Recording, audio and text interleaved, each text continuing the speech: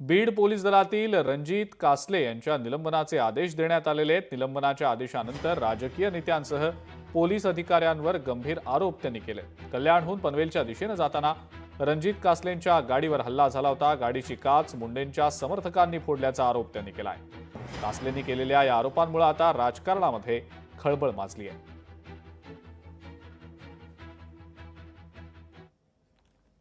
माझी आज एकतर गाडी फोडली, या अगोदर माझा नोट 10 मोबाईल फोडला।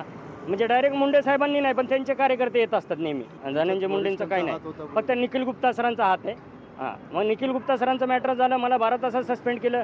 लोकांना न्याय द्यायला एखादी बलात्कारित पीडित व्यक्ती जर आली ना पोलीस स्टेशनला, तर 48 तास लागतात आणि यांनी माझी इन्क्वायरी करून 12 तासात मला निलंबन केलं। म्हणजे बघा, गृह मंत्रालय किती फास्ट काम करतंय आपलं। ज्यावेळेस निखिल गुप्ता सरांचे CDR निघतील त्यावेळेस मी सर्व पुरावे महाराष्ट्राला देईल, कारण एकदाच सर्व काही पुरावे देऊन मला हे नाही करायचं। फक्त माझा विश्वास आहे एकनाथ शिंदे आणि गृहमंत्री यांच्यावर। मला जर न्याय भेटला नाही 5व्या दिवशी, एकतर मी काहीतरी सुसाईड तरी करेल, नाहीतर वाम मार्गाला जाईल एकदम।